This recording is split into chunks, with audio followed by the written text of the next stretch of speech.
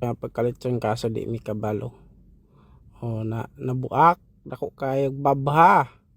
Di man mi kabalong mo litson o nga pati bago nang dakuan ning kawayana. King nanako sila nga dako ra kayo ni. Pero sa akin ni kay kuan ba ligon kayo di gini siya babali. Kuyawan man sila kabasi daw ko nung babali inig tuyok sig tuyok sa kalayo na malanay daw sa tambok mo na nga kani jud dako ilang gipilaw tanawan na sigig dukdok na di man pud siya kaagi sa tunlan na kay dako man siya kay pagka kawayan na kani puno siyang baboy dako umpo ni siya na sa mga 60 kilos ni siya munggi litson na